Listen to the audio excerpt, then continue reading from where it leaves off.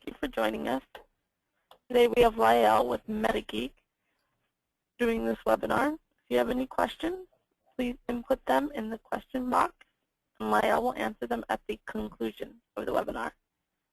This time, I'm going to let Lael take over. I hope everybody enjoys. Good morning, everybody. Thanks, Crystal. As Crystal said, my name is Lael Ubaraga from MetaGeek. I'm the channel manager here.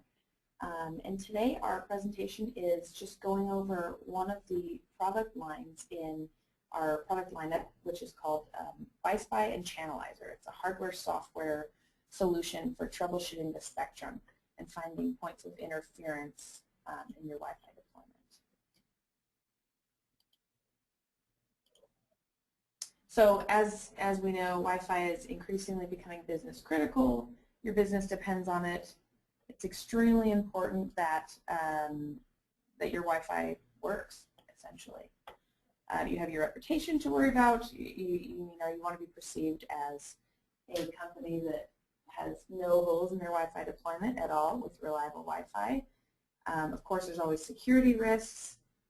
You want your employees and your clients to have full support with your Wi-Fi network. Things are more efficient, customers are happier, all these things that you're probably already thinking about.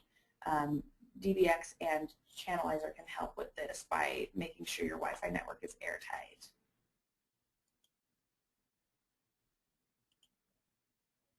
Next slide.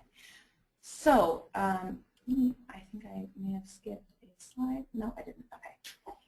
So, Channelizer and WhySpy DBX are, like I said, spectrum analysis tools. There's a few different layers of the OSI model that MetaGeek deals with. The first is the physical layer, the actual radio waves going through the air that make the magical Wi-Fi work. And the second layer, which is the packet analysis layer, essentially, or the layer where packet analysis comes in. We also make a product for that called IPA, which you can contact Microcom to learn more about. Today we're just working on the physical, we're talking about the physical layer. So Wi-Fi 802.11 BGN, 802.11 BGN is just short for, or the long version of what we call Wi-Fi. There are 11 standard channels in the United States. The channels are 20 megahertz wide in the spectrum, but there's only 100 megahertz of space available. So that will, by mathematical definition, create a bunch of channel overlap. Now, why is this bad? And how can MetaGeek help with that? Sorry, I'm having some problems with my slides. Okay, there are, this looks all out of order. So the reason that interference can have such a problem, the reason that the channels are all crammed together, creating such a problem, is because because Wi-Fi transmits in what we call half duplex mode. That means the client talking to the AP and the AP talking to the client both can only happen one at a time. They cannot happen simultaneously.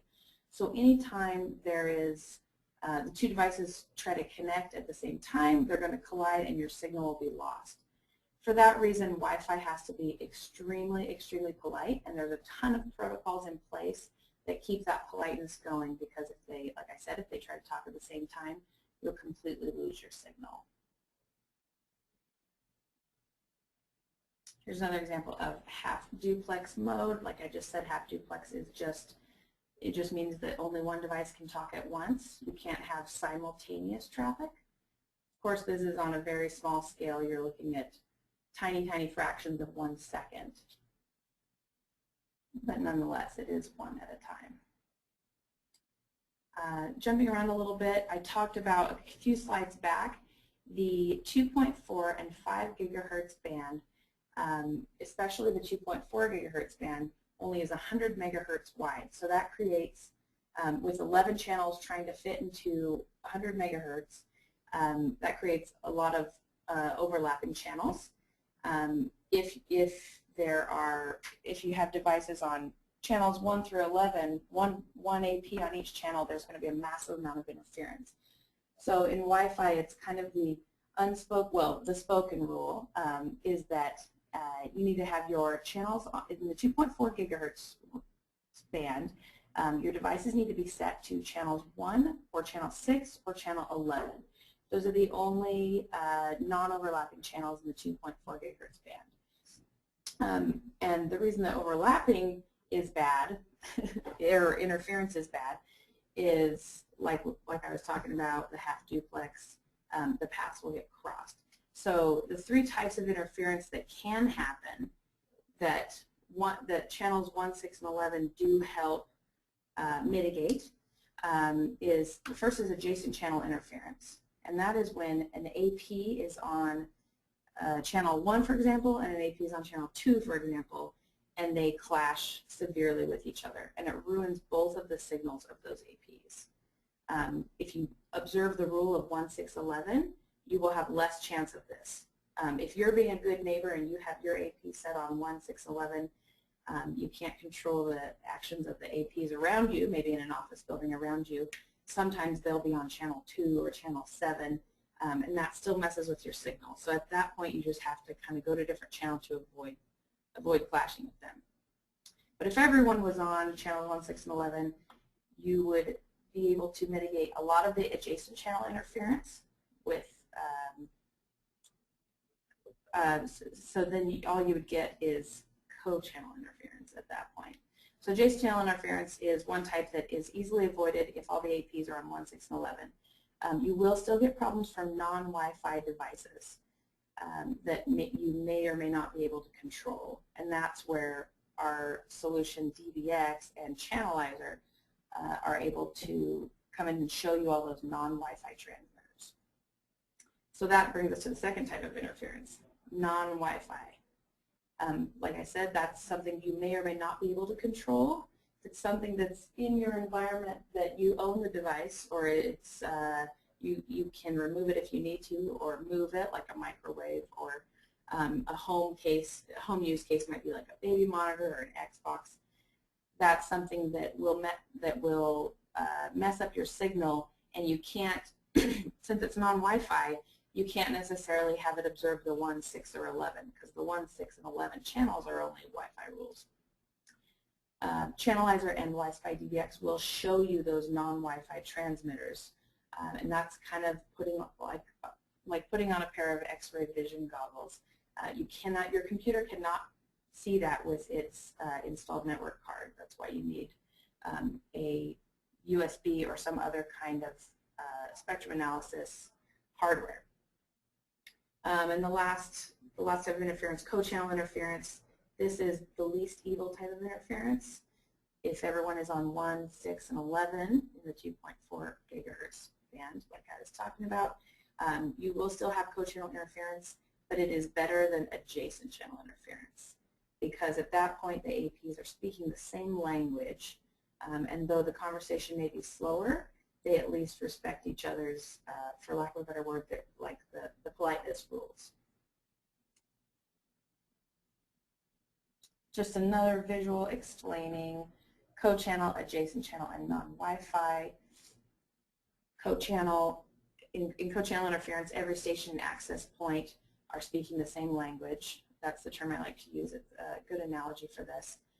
They do compete for the time to talk, but they're at least competing in an orderly fashion, if that makes sense. Adjacent channel interference, every station and access point try to talk over each other, because at that point they're not respecting the co-channel politeness rules, so they're not competing politely. They're all just trying to talk to the AP willy-nilly. So your signal will lessen because of that. Non-Wi-Fi interference, as I talked about in the previous slide, is caused by non-Wi-Fi devices, so they are completely speaking a different non-Wi-Fi language. They can't hear the APs, the client devices like your iPad or your laptop, and those devices cannot hear them. So there's no competitive politeness there. There's no politeness. Everyone is just talking and transmitting. And non-Wi-Fi interference is the type of interference that can be shown really well with DBX and WhySpy, and it's the type that your computer cannot see with its installed network card.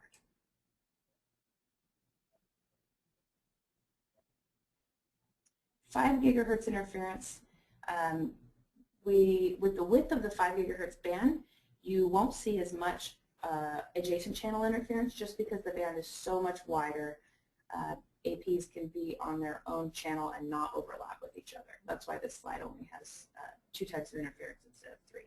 You will still have co-channel interference, but again, it's the lesser of the channel interference evils. And you will still have non-Wi-Fi interference, which the WhySpy DBX will still show you. DBX is dual band, so it will scan the 2.4 and 5 gigahertz bands. Another visual of the different types of interference and what you can do once you open up WhySpy and you see where this interference is, once you open up Channelizer and see using the WhySpy data where this interference is occurring, you can take steps to avoid it. So that rounded triangle top in the bottom half of the slide is a non-Wi-Fi transmitter. And the shoulder, or the OFDM blue shapes with the shoulders on them, that's your AP. So what you do is you just change the channel, move it away from the non-Wi-Fi transmitter, and you've avoided that interference. To the right on the right side of this slide, you'll see a screenshot from Channelizer. It's basically a real-life version of what I showed you on the previous slide.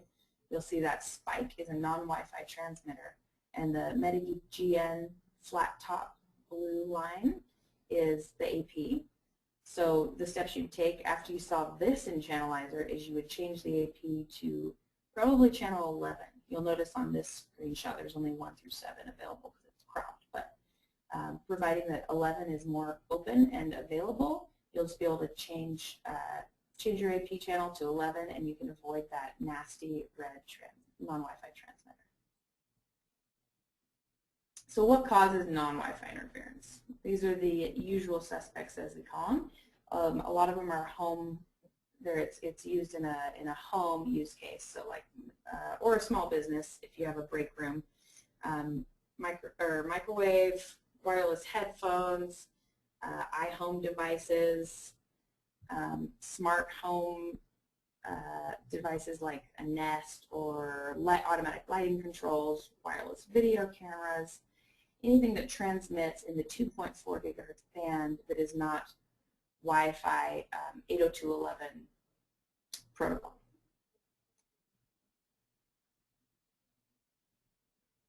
More unusual suspects, you got your Nest thermostat there. Some of the memory cards in handheld cameras are wireless transmitting, Wi-Fi printers, or wireless printers that aren't on Wi-Fi. So here's where the MetaGeek products come in. We talked about different types of interference, and the biggest thing that WhySpy DBX and Channelizer can do for you is give you the X-ray vision into that interference. Because if you cannot see it, you cannot fix it. So we got WhySpy DBX, Channelizer at the top.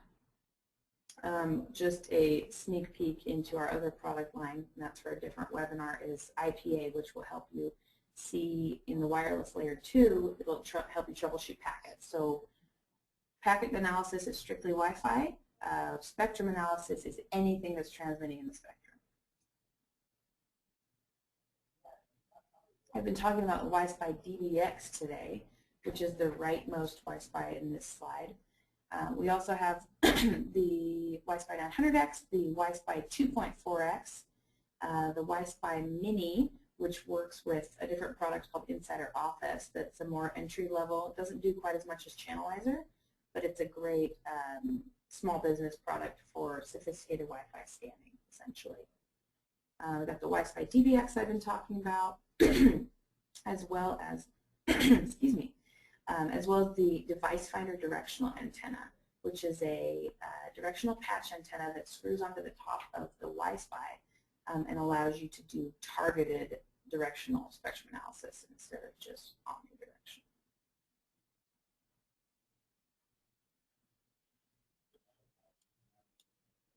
So why WhySpy? Why do you need it? What's the business justification of it?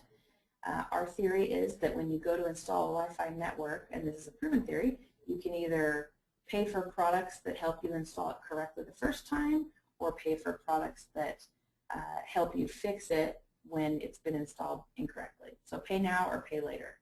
WhySpy will definitely help you if you choose the pay later scenario, if you're already dealing with a troublesome Wi-Fi installation, but we would rather get customers set up for it sooner so they can design for the perfect, or as perfect as can be, deployment, and then not have to fix it later.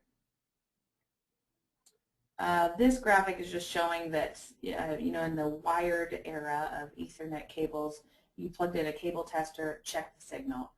WhySpy and Channelizer are basically the wireless version of that cable tester. You deploy, you walk around and check your deployment before you leave.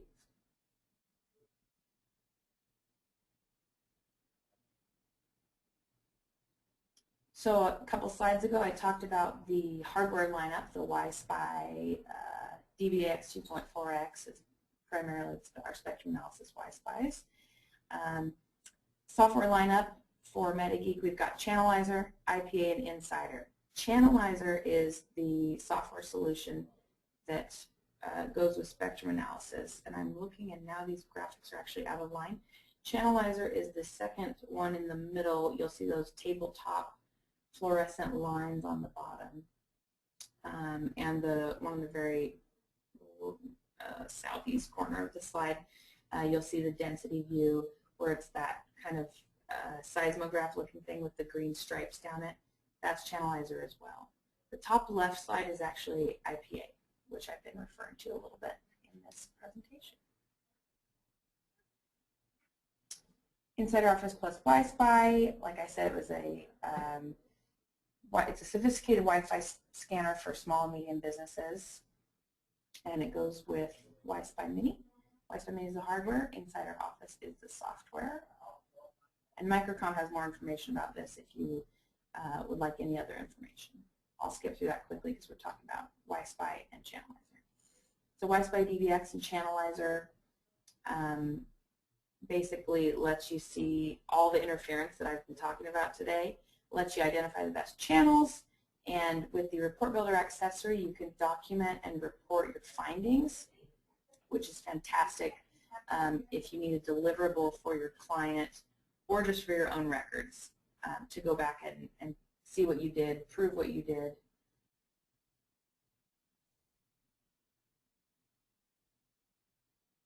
So let's get down into the Channelizer features. Works with all WhySpy models. You'll see the Wi-Fi network data and graph. There's a channels table that shows you all the different APs in your area and all the stats about them, just if you need to go in and quickly check some stats and run some numbers. But we've also visualized that for you because humans are visual animals, and we can get that information a little bit quicker in a visual format. So we visualize, or we have it up there in graphs in Channelizer, in that those tabletop shapes I was talking about.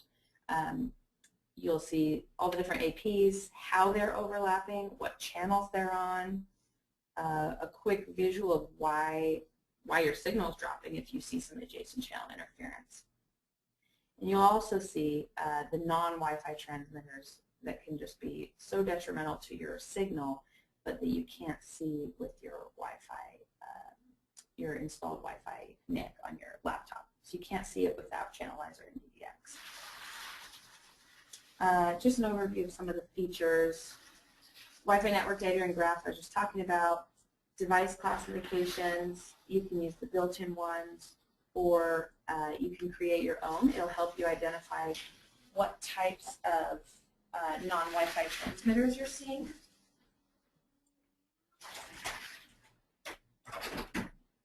Excuse me, sorry about that noise. You can navigate the recordings with the waterfall view, and what that means is your DBX and Channelizer, they scan kind of like a TV's DVR, so it's over time. The waterfall view lets you jump back and forward in time to interesting spots where maybe you saw a bunch of interference happen, or maybe to the very beginning of your scan. Maybe you're in a huge building and you don't want to walk all the way back to where that was to rescan it. You can just jump back in the waterfall navigation.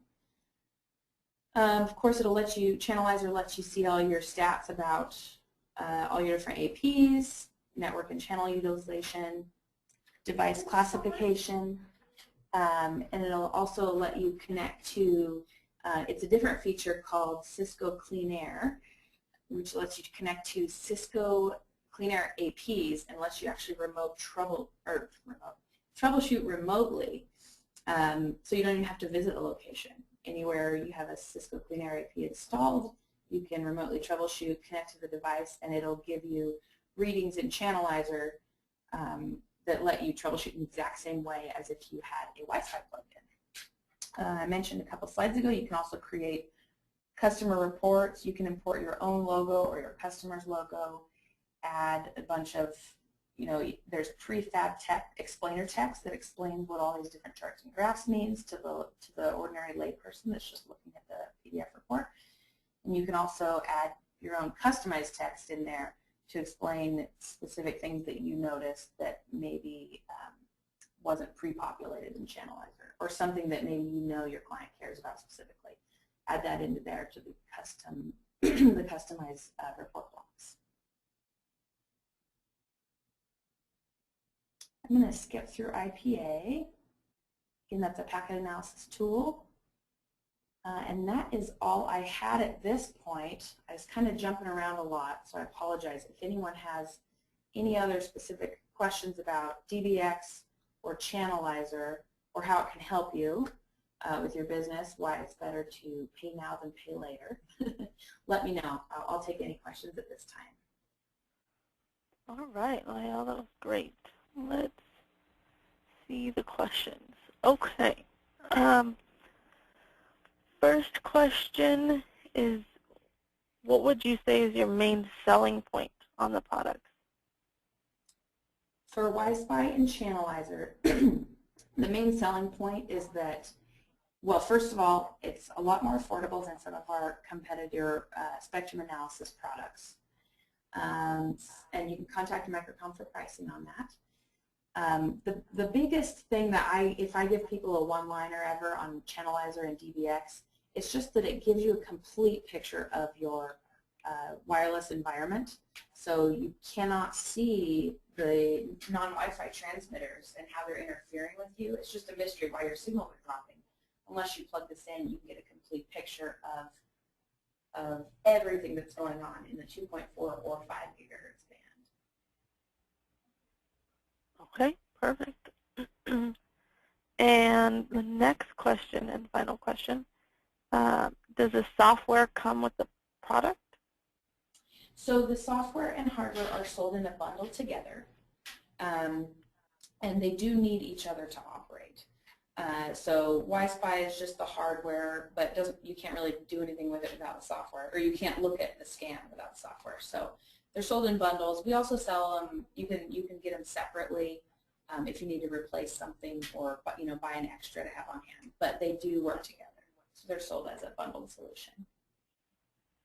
Okay, fantastic. Well, thank you everybody for attending the webinar this morning. I hope everybody found it very informative.